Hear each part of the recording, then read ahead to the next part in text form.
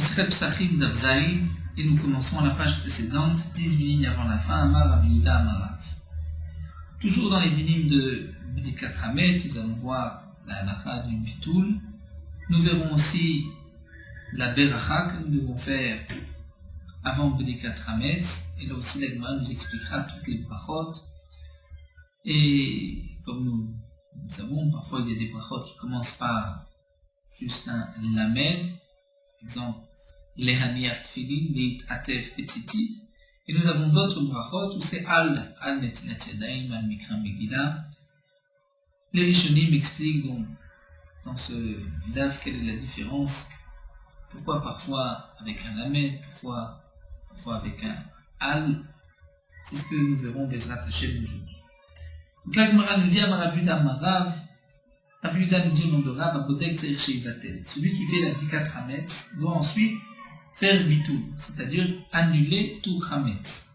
Annuler tout Hametz, c'est-à-dire le rendre Keafra De'ara, comme la poussière de la terre, le considérer comme la poussière de la terre, ou bien, comme Tosfot l'avait dit auparavant, le rendre Hefker, c'est-à-dire l'abandonner, il ne m'appartient plus. Maïtama demande la Gemara, mais pour quelle raison? Puisque de toutes les manières, on fait Bdikat Hametz, on enlève tout Hametz, on brûle tout Hametz, donc il n'y a plus de Hametz à la maison. Alors demande la Gemara, il m'a méchon Pérouri. Peut-être que c'est à cause des miettes. Demande la Gemara, alors Hachivé, les miettes ne sont pas importants, et on ne peut pas les considérer, ces miettes, comme étant un morceau de pain, même s'il y en a beaucoup dans la maison, on ne va pas les associer, les considérer, et dire que je transgresse donc pourquoi le bitoul, si c'est pour ces pirourim, elles ne sont pas importantes, ces miettes. Ritema, peut-être voudras-tu dire que van de mintar lewa garbete, puisque ces miettes sont gardées en même temps que cet homme garde sa maison. C'est-à-dire, lorsqu'il ferme sa maison, pour garder ses biens, son argent qui se trouve dans sa maison. Eh bien, il garde aussi ces petites miettes qui sont à l'intérieur, et donc peut-être le fait de fermer sa maison, garder sa maison, donnera une importance aussi aux miettes qui se trouvent dans la maison. Ça nous dit la Gemara, ce n'est pas le digne. Pourquoi? Tania, parce que nous avons dans une braïta une halakha concernant Sofé Teilim. Sofé Teilim, nous dit Rashi, à la fin de la récolte des figues, il y a quelques figues qui se trouvent encore sur le figuier, qui n'ont pas encore mûri, qui ne vont pas mûrir l'Eolam à jamais. Donc c'est Sofé Teilim. Avons-nous l'obligation de faire les prélèvements de Maaser, ou bien si quelqu'un les prend, est-ce qu'il transgresse l'interdiction de vol de Gezel? Alors nous dit la Mishnah, la Braïta, Sofé Teilim, ces dernières filles qui restent sur l'arbre, ou Meshamer Sadeh mais lui garde son champ, non pas à cause de ses figues, mais à cause du raisin, c'est-à-dire les autres arbres, d'autres vignes qu'il a dans son champ. Ou bien, sauf un avis, il y a encore des raisins sur l'arbre, sur la vigne qui ne vont pas mûrir. Mais lui, Meshader Sadeh Madlaot, il garde son champ à cause des arbres de courges et de courgettes. Donc il ne garde pas son champ pour les anavim, pour le raisin, ou bien pour les figues, pour ses figues, ses raisins, mais il les garde pour les autres fruits qu'il pourra manger. Alors la Braïta nous dit Bisman Shibalabait Makpid Alem. Lorsque le Balabait est Makpid Alem, c'est-à-dire il veut garder ses dernières figues ou ses derniers grains de raisin, à ce moment-là, il y a l'interdiction de les prendre. Si on vole, il y a une obligation de masse. Ce n'est pas FK. Tout ce qui est FK abandonné, je ne veux plus, je me détache de ma bamou, de ma propriété sur ces fruits, il n'y a pas d'obligation de maaser. Là, dans ce cas-là, si le balabé était makpi, donc il veut encore ses figues ou ses raisins, il est chayav, celui qui les prendra mishum gezel, et il y a une obligation de prélever le maaser. Mais bisman shen balabé makpi d'alem, lorsque le balabé ne les veut pas, mutari mishum gezel, tout mishum maaser, il n'y a pas d'interdiction de gezel, donc c'est mutar, c'est permis. Et aussi, Ptouri, Mishum Maaser, ils sont dispensés de Maaser. Pourquoi? Puisque le Balabait les a rendus, on peut dire, FK. Bien que, et c'est là la preuve de la Gemara, le Balabait, malgré tout, garde son champ pour le raisin, Par exemple, dans le premier cas où il y a encore les dernières figues, mais il y a du bon raisin. Le Balavaïd garde sa maison, garde son champ pour les raisins. Malgré tout, on ne dira pas qu'il garde automatiquement les figues dans le cas où il ne veut pas ces figues. Donc il n'y a pas d'interdiction de gezel, il n'y a pas d'obligation de maaser. Donc de même, ces pirourines, ces miettes, même si je garde ma maison avec ces miettes, mais je ne suis pas intéressé par ces miettes, et donc comment se fait-il, demande la Gemara, que l'on doit faire le bitoul, puisque c'est certainement pas pour ces pirourines, ne sont pas importantes ces miettes, et je ne suis pas ouvert sur Badika ou Balimat. Alors Rava répond, Zera Shema Imtsad Muska Yafa. Il dit Rava peut-être qu'il va trouver un beau morceau. Pédaté il l'avait. Et son esprit va se poser dessus, c'est-à-dire qu'il a l'intention de le garder. Rashi explique, il va le garder un instant, il ne voudra pas le brûler tout de suite, et donc il va transgresser Balira ou Balimatse. Alors que lorsqu'il a fait le bitoul, il n'y a plus de Balira ou Balimatse, étant donné que la Torah a dit Tashubitou, c'est-à-dire l'anéantir ou l'annuler, comme nous l'avons vu d'après Rashi. Alors la Gemara continue de demander Rimash Kachat la Liftele, lorsqu'il va trouver ce morceau, il a qu'à ce moment-là faire le bitoul. Pourquoi faire le bitoul au moment de la Tika? On va plutôt rejoindre l'explication de Tosfot, parce que Tosfot, c'est la question suivante sur Rashi. On vient de dire qu'il ne va pas faire de bitoul, il ne veut pas brûler. Alors quelle est la question de la Gemara? Il va faire le bitoul. Alors Tosfot explique que la réponse de Rava est la suivante. Peut-être qu'il va trouver un morceau de pain, un morceau de chametz. Et daté, il avait, donc il a son esprit dessus, il a l'intention de le garder. Et à ce moment-là, il ne deviendra pas batel, mais l'âme de lui-même, étant donné que je lui donne une importance. Et là, la Gemara pose la question, mais malgré tout, peut-être que il pourrait faire un bitoul, c'est-à-dire penser, je vais le rendre batel, l'annuler, et à ce moment-là, effectivement, il ne transgressera pas sur Balira ou Balimatse, puisque c'est vrai que le morceau ne va pas s'annuler de lui-même, puisque j'ai l'intention, j'aimerais bien le garder. Mais si je dis à ce moment-là, je l'annule, je le rends batel, dans ce cas-là, il est effectivement annulé.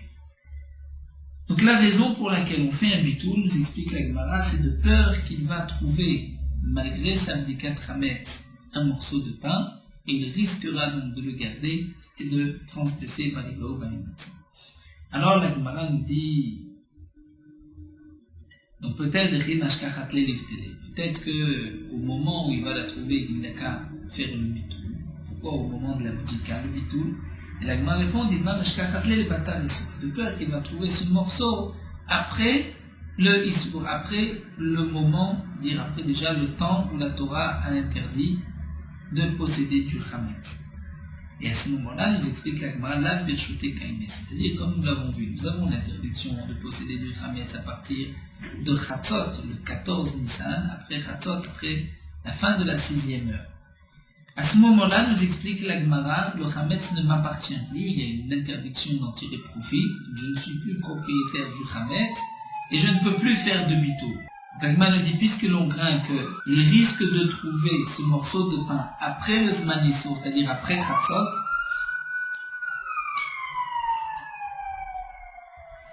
et qu'à ce moment-là, le pain n'est plus dans son domaine, il ne pourra pas, il ne pourra pas l'annuler, et il transgressera Balirae ou Balimat. C'est-à-dire que, après le moment de l'interdiction, après Chatzot le 14, le Chametz ne m'appartient plus, mais je transgresse Baliro Balimat.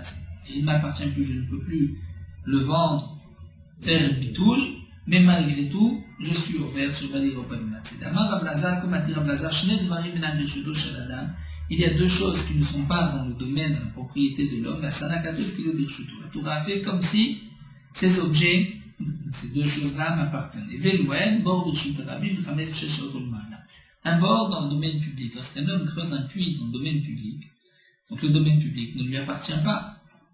Malgré tout, bien que le bord n'ait pas sa propriété, le trou n'est pas son bord, mais si quelqu'un tombe, si une bête tombe dans ce puits, celui qui a creusé le puits est responsable des dégâts de ce puits.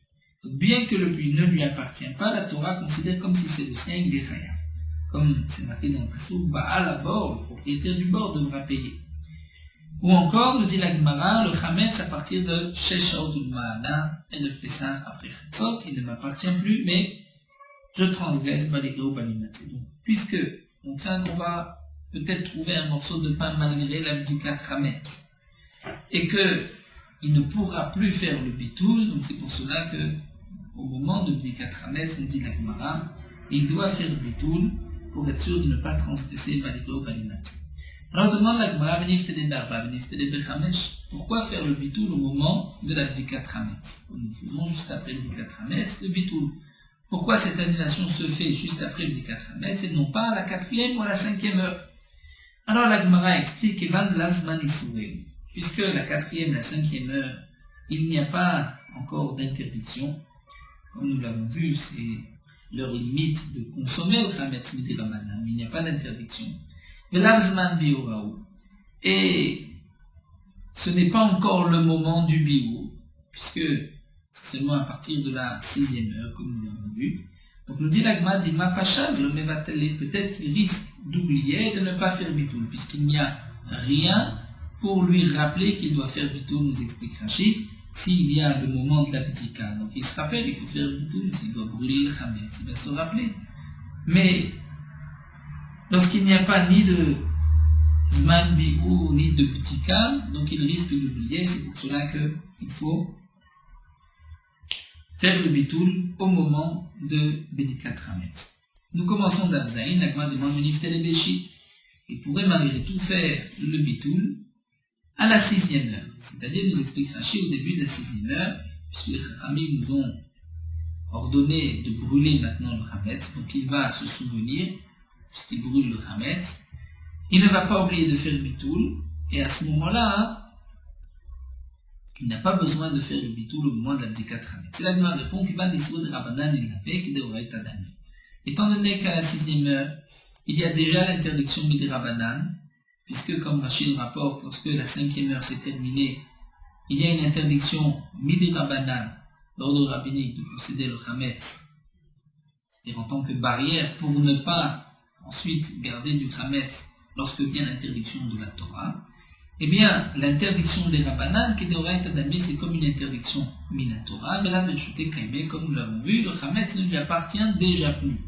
La Torah, le Chametz ne m'appartient plus à partir de la 6e heure, de la fin de la 6e heure. Puisque les Chachamim ont exigé de brûler au début de la 6e heure, dès la 6e heure, le Chametz ne m'appartient déjà plus, puis l'homme Matzeh Mevatil, il ne peut pas faire de bitoul. Tamar Avgita, Amar Apriya Bar Yosef, comme Natir Avgita, le nom Apriya Bar Yosef, le nom de Rav Amikadesh, Michel Shaotot Ma'ala, si quelqu'un prend Afilo Bechite Kordenaïté, c'est-à-dire même des grains de blé qui sont Kordenaïté, c'est-à-dire qui poussent dans les monts de Ararat, nous dit Rashi, ce sont des grains de blé qui sont très durs. Malgré tout, si on les a mis au contact de l'eau, ils sont déjà considérés comme du Chametz. Et donc, si quelqu'un veut prendre ces grains de blé au début de la 6e heure et les donner en tant que kiddushin à une femme, pour les kiddushin, il faut que la bague des kiddushin, l'argent des kiddushin, appartienne au khatan, à celui qui veut se marier. Ici, les chités coordonnatés sont considérés comme chametz, bien que le blé est dur, puisqu'il a été au contact de l'eau. Donc, puisqu'on est au début de la 6e heure, il y a déjà une interdiction Midi Rabbanan de posséder ce chametz. Donc, cette femme, nous dit la Gemara, une prochaine des kiddushin, on ne craindra pas les kiddushin, puisqu'il a fait des kiddushin avec de l'argent, avec quelque chose qui ne lui appartient pas.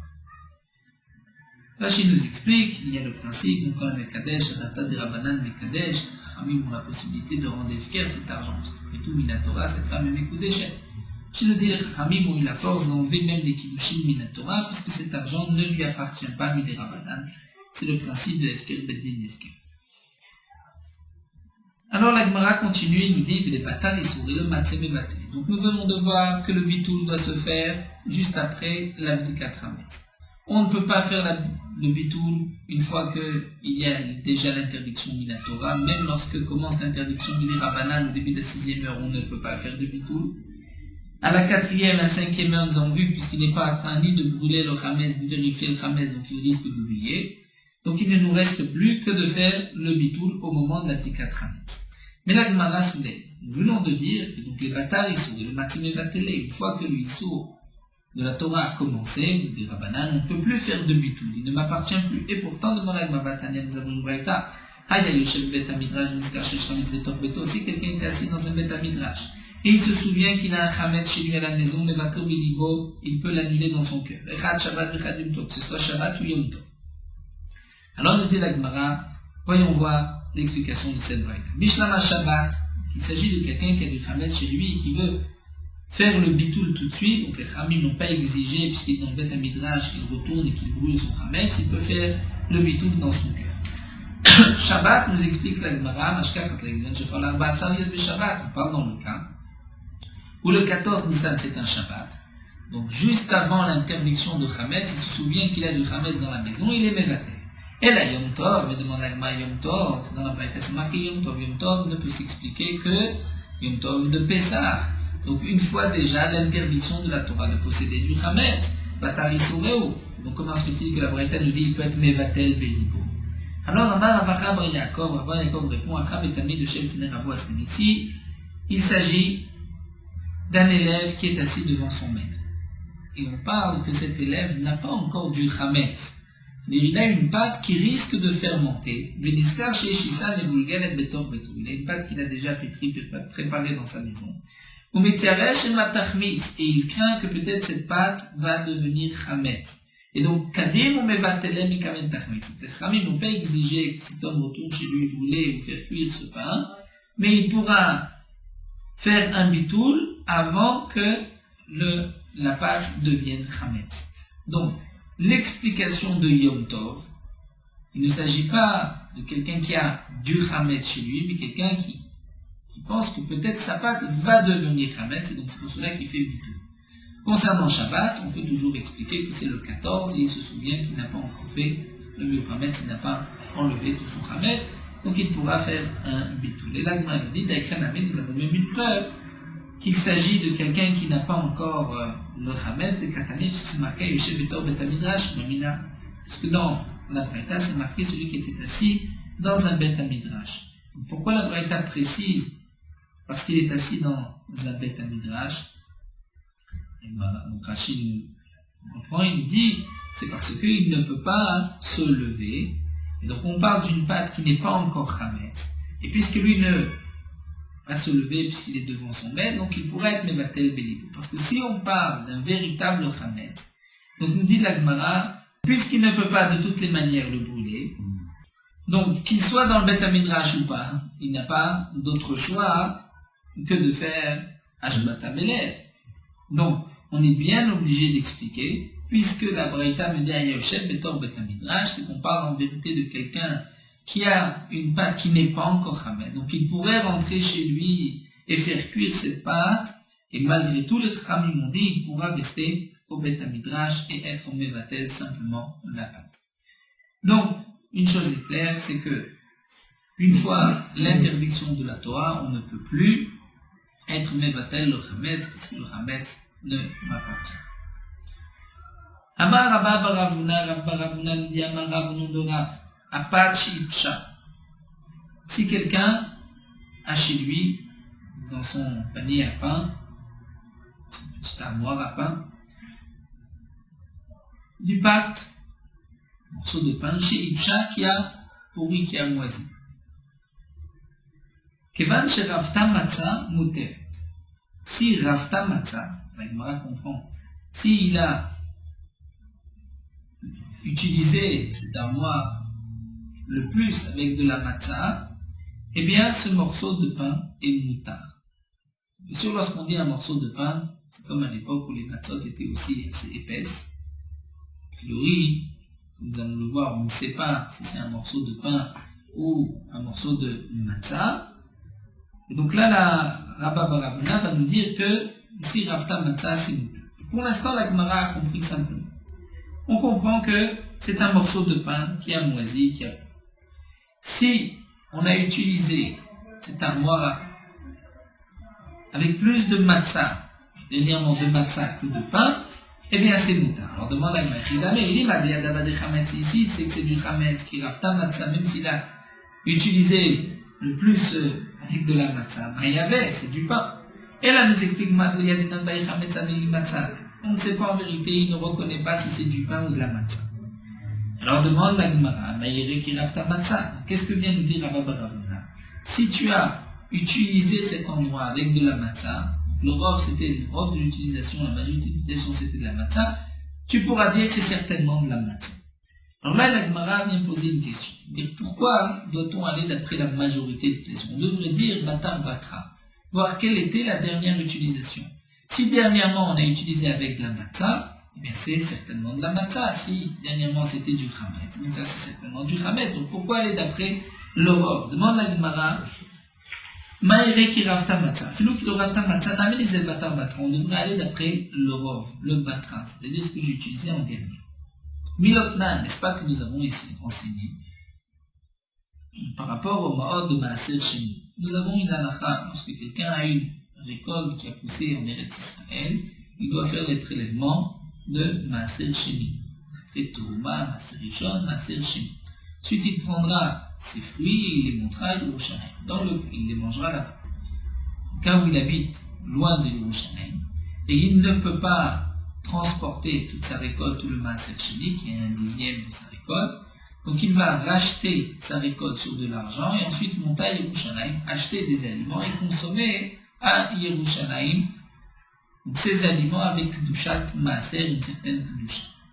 Généralement, on utilisait cet argent pour acheter des korbanot de Shlamim. Donc nous dit la Mishnah, de l'argent qui se trouve devant le commerçant, le vendeur de bêtes. Léola Maaser. Toute l'année, on considère que c'est de l'argent de Maaser. Et on ne dira pas que c'est l'argent du vendeur qui est tombé, mais c'est peut-être l'argent d'un acheteur. Et Rachid rajoute, il nous dit que, généralement, ceux qui avaient du Maaser n'avaient pas suffisamment le temps, pendant les 3 fêtes, de manger tout ce Maaser, et donc ils laissaient aux habitants de Yerushalayim de l'argent de Maaser, et eux-mêmes avaient le droit par la suite d'acheter des bêtes, et donc de offrir en tant que korban shlamim, et de manger avec cette kedusha de Maaser Sheni. Donc généralement, devant les sochavé bema, ceux qui vendaient les bêtes, tout l'argent, toutes les bêtes qu'on achetait, c'était des bêtes pour le korban sheni. Donc si on trouve de l'argent devant sochavé bema, c'est considéré comme Maaser. Mais à Rabaït, si on trouve de l'argent sur le Rabaït, le mont du temple, le mont du Beth Amikdash, c'est chouli. On considère que c'est de l'argent profane, il n'y a pas de kedusha, puisqu'on va d'après la majorité de l'argent qui se trouve à Yerushalayim, qui se trouve dans cet endroit. Et là, Rabaït se trouvait à côté de Yerushalayim. En bas de la montagne, c'était Yerushalayim. Mais Yerushalayim, lorsqu'on trouve de l'argent à Yerushalayim, tout dépend. Béchak Aregel, au moment des fêtes Maaser, puisque la majorité de l'argent qu'on trouve à Yerushalayim, c'est Maaser, Béchak, Motashana, Chouli. Mais le reste de l'année, c'est Chouli, cet argent, c'est de l'argent profane qui n'a pas de kedusha de Maaser. Ve'amar Rav Shmaya bar Zira. Rav Shmaya bar Zira explique et dit Maïtama, pour quelle raison? C'est-à-dire pour quelle raison au moment du régel, au moment de la fête, on considère que c'est du Maaser? Et pourquoi on ne dirait pas que cet argent est tombé avant la période des fêtes? Comme, d'ailleurs, lorsqu'on trouve dans le Harabaït de l'argent, on dit que cet argent, même au moment des fêtes, a dû tomber courant de l'année, que ce n'est pas de l'argent de Maaser Sheni. Eh bien, Rav Shmaya bar Zira répond oui, les Shukei Yerushalayim assument travail de Cholim, étant donné que les marchés et les rues d'Yerushalayim étaient nettoyés tous les jours. Ne pas qu'il y ait de reptiles morts qui restent dans les rues de Yerushalayim, parce qu'on mangeait toujours en état de pureté. Donc, puisqu'on balayait et on nettoyait les rues, les marchés de Yerushalayim, donc certainement, Alma nous dit la Gemara, Amrina nous dit Kamae Kamayaz Lelech. S'il y a eu de l'argent avant les fêtes, cet argent, on l'a déjà trouvé, il est déjà parti. Donc cet argent pendant les fêtes qu'on a trouvé, c'est de l'argent qui vient de tomber, donc il vient certainement de tomber de tous ceux qui sont montés, qui ont de l'argent de Maaser Sheni. Donc la Gemara nous dit, ici aussi, puisqu'on voit que généralement, dans les dynimes de Maaser, on tient compte du batra, de ce qu'il y avait en dernier. Donc, ni maka, me'azi, on n'a qu'à dire, c'est la même chose. Puisque, certainement, nous dit Rashi, lorsqu'on utilise une boîte, une armoire à pain, on enlève d'abord le vieux pain avant de mettre du nouveau pain, parce que le vieux pain risque sinon de moisir. Donc les derniers pains, c'était certainement de la matzah, de plus il a fait le petit 4 amètres, il a dû enlever le pain. Et donc Verhaï, donc certainement que ce pain, c'est de la matzah. Donc comment se fait-il que Rabba Baravuna nous a dit on doit tenir compte de la majorité de l'utilisation, parce que j'ai beaucoup de matzah ou plus de pain? A priori, demande la Gemara, si on a trouvé à Pessah une pâte, donc du pain qui a moisi, on devrait dire que c'est de la matzah. Parce que la dernière utilisation, c'était de la matzah. Alors la Gemara répond, ici c'est différent, puisque malgré tout on voit que le pain a moisi, puisqu'il a moisi, donc ça fait assez longtemps. Et la demande la Gemara, mais si donc, c'est parce qu'il a moisi, donc il a fait la matzah avec. Donc même si tu as utilisé avec beaucoup de matzah, mais c'est sûr que c'est du pain, puisque la matzah n'a pas eu encore le temps de moisir, et ça à peine 7 jours. Amar va répondre au tema chez Rafta matzah, et la ima chez Rabou yemé matzah il avait. Donc Rabba explique qu'a voulu dire Rabba Baravuna, ce n'est pas qu'on a plus utilisé de matzah, mais chez Rabou yemé matzah il avait, c'est-à-dire il y a déjà eu pas mal de jours de fêtes de Pessah qui sont passés, et donc il y a une possibilité que ce pain soit de la matzah qui est déjà pourrie. Et après demande la Gemara pshita, alors à ce moment-là c'est sûr, puisque d'une certaine manière on dit on va d'après batra, ce qu'on a utilisé en dernier, et qu'il y a eu suffisamment de jours et que je peux dire que c'est de la matzah, alors pshita c'est évident que c'est permis. La Gemara répond l'autre tzricha. Les kusham meruba, on parle dans le cas où vraiment le pain a beaucoup moisi. J'aurais pu croire qu'il vient des Kusham de Rouba avec la milité de Vadei Chametz Maliao. J'aurais pu dire puisqu'il est tellement moisi, c'est certainement du Chametz. Ce n'est pas possible qu'en quelques jours, la matzah soit déjà arrivée à ce stade-là. Donc, Kamash Malan, donc voici le chidouche de Rabba Baravuna, Kevan Sherabou Yemé Matzah il avait, puisqu'il y a eu déjà pas mal de jours qui sont passés. Abrinan, on va dire, Kol Yoma Yoma, chaque jour, Naamacham Meafa, il a fait cuire de nouvelles matzot, du pain chaud. C'est-à-dire des matzot chaudes. Il a posé dessus dans la boîte avec pshat fait, et donc les premières matzot, même qui étaient en dessous, a déjà eu le temps de moisir, puisque lorsqu'il y a plus de pain chaud, donc ça moisit plus vite.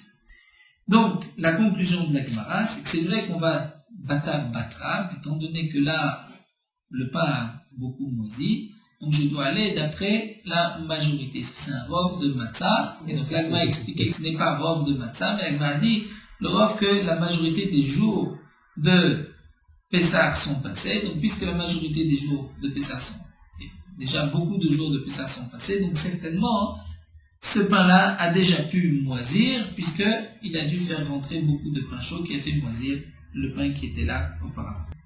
Alors la Gemara termine et demande Miazlan Batar Batra, mais est-ce qu'on va d'après Batra, ce qu'on a utilisé en dernier? Batania, et pourtant nous avons une braïta Rabbi Sedrabu et Naomer.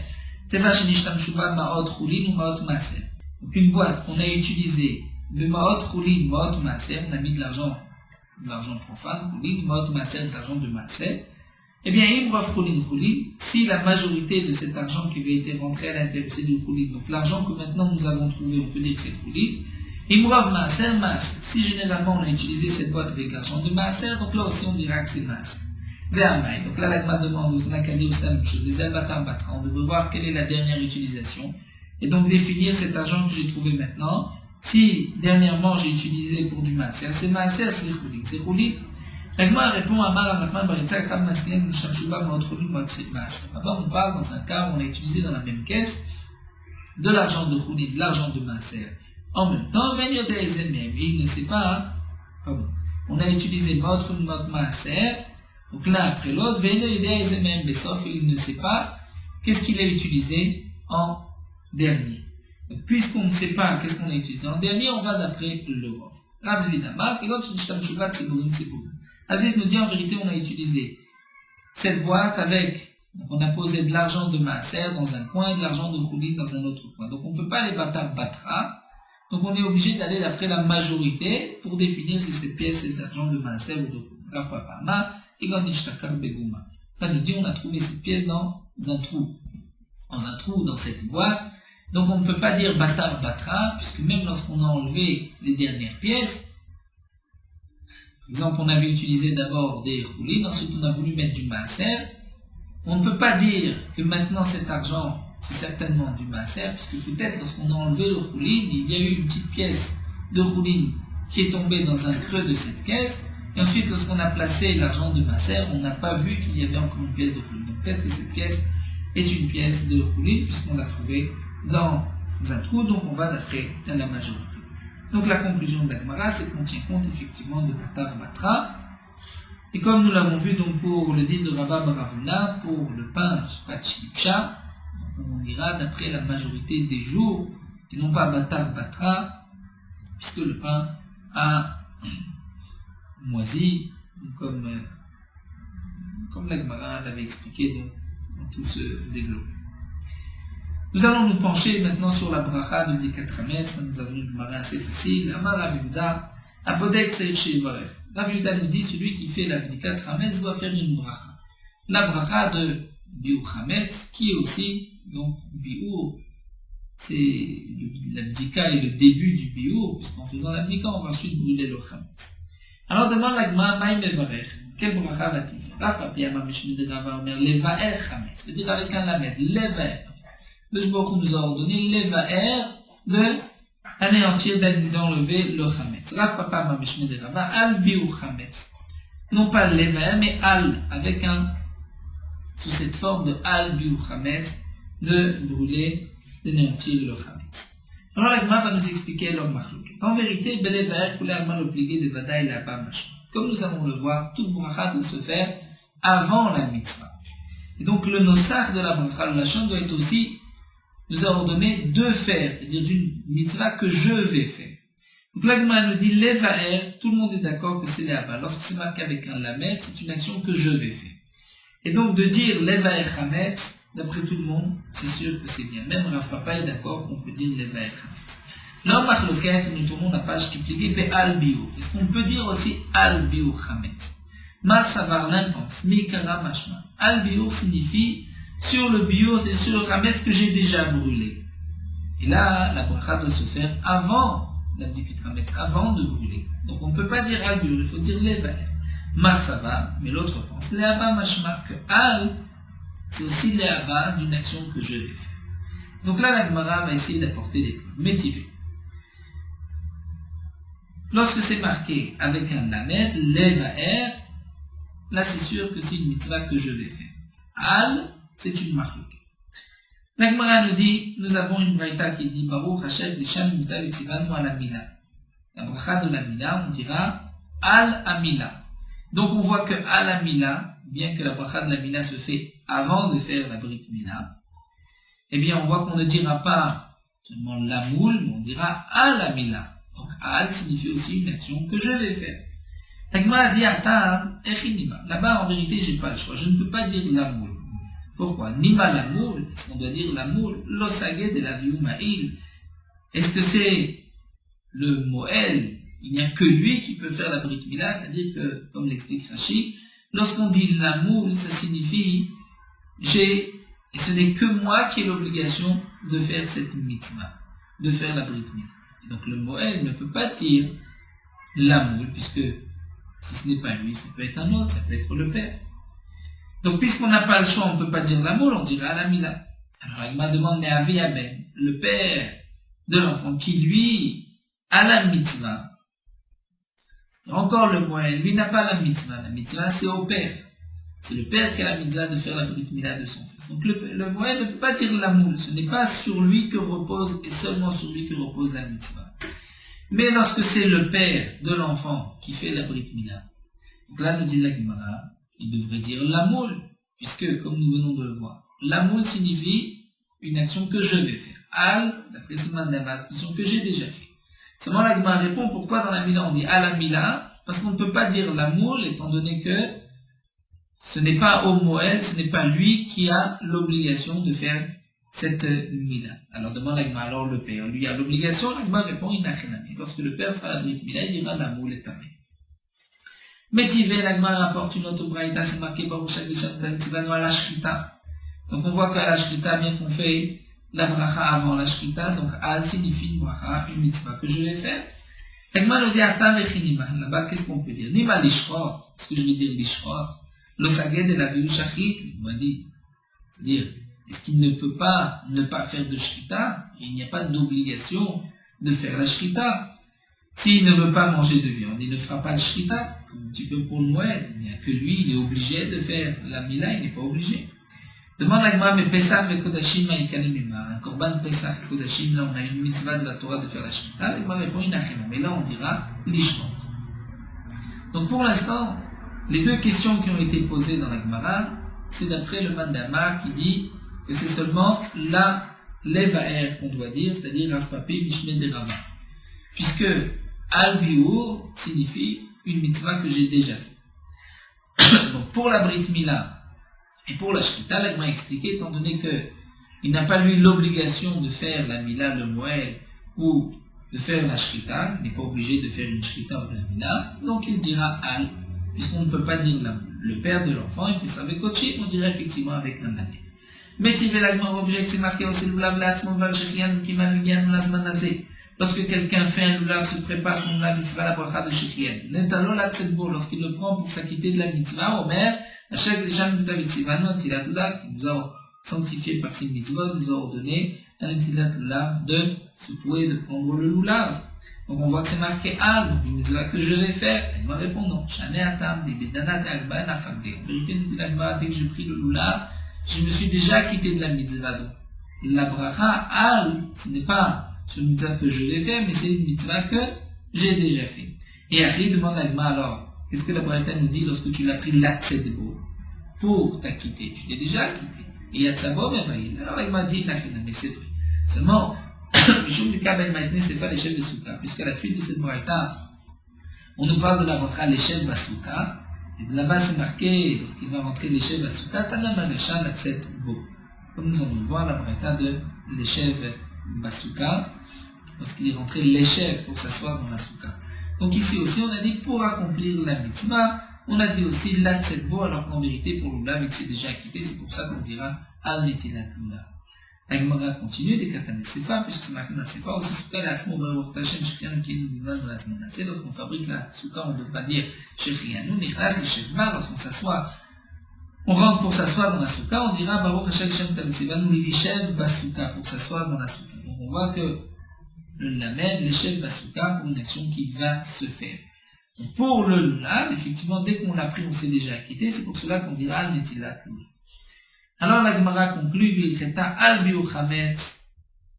Là, la phrase, c'est qu'on pourra même dire Al Biu Chametz, puisque Al ne signifie pas seulement une mitzvah que j'ai déjà fait, mais même une mitzvah que je vais faire.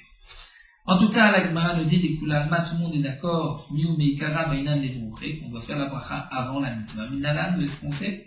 La Gemara répond, Damara Bidama Shmod, que la mitzvah de Memal Chalem over l'Asiatan. Toutes les mitzvahs, on doit les faire over l'Asiatan avant la mitzvah.